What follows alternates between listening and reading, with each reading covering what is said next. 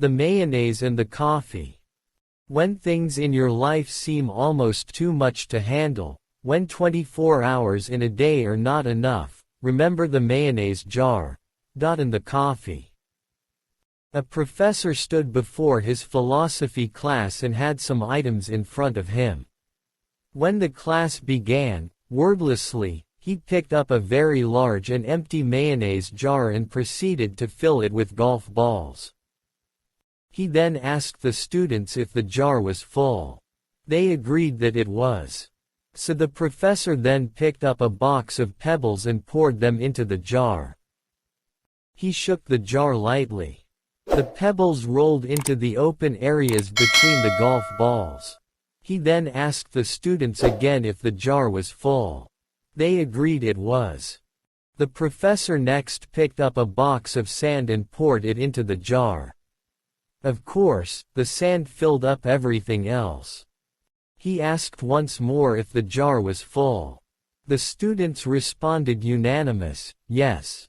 The professor then produced 2 cups of coffee from under the table and poured the entire contents into the jar, effectively filling the empty space between the sand.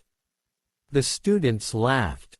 Now, said the professor, as the laughter subsided, I want you to recognize that this jar represents your life. The golf balls are the important things, your God, family, your children, your health, your friends, and your favorite passions, things that if everything else was lost and only they remained, your life would still be full. The pebbles are the other things that matter, like your job, your house, and your car. The sand is everything else, the small stuff. If you put the sand into the jar first, he continued, there is no room for the pebbles or the golf balls. The same goes for life. If you spend all your time and energy on the small stuff, you will never have room for the things that are important. Pay attention to the things that are critical to your happiness. Play with your children. Take care of the golf balls first, the things that really matter.